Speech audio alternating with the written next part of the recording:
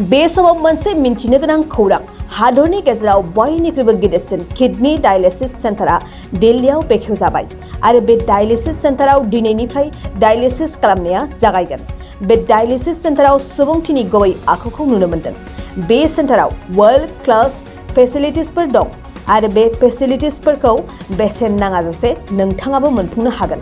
सरासनस्रायै किडनीनि डायलिसिस खालामनायाव खेबसेयावनो 7 निफ्राय 8 रोजा रां थाङो। नाथाय डायलिसिस खालामनो थाखाय बे सेन्टाराव थाइसेबो रांबो लानाय नङा। थानाय जानायजों लोगोसे फाहामथाय होनाय आरो मुलिखौबो बेसेन नाङाजासे मोनफुंनो हागोन। गासैजोंबो रुजुयोब्लाबो सैथो सुबुंथिनि आखुखौ बे सेन्टारावनो नुनो मोन्दों। दिल्ली सिख गुरुद्वारा मेनेजमेन्ट कमिटिया बे डायलिसिस सेन्टारखौ बानायनानै गोरिब दुखुथिया सुबुंफोरनो सुबिदा होदों। दिल्लीनि गुरु हरिकिशन देहा फाहामसालियाव बे सेन्टारखौ बानायनाय जादों। गोदानै बानायजानाय बे डायलिसिस सेन्टाराव खेबसेयावनो 101 बेरामिफोरखौ डायलिसिस खालामनो हानायनि सुबिदा दं।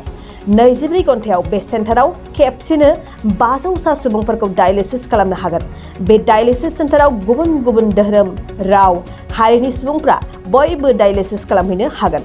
रावनिफ्रायबो गुबुन गुबुन कार्ड, रां-रुफा लानाय जानाय नङा, जायनि थाखाय बे सेन्टाराव रां लाग्रा काउन्टारबो बानायाखै।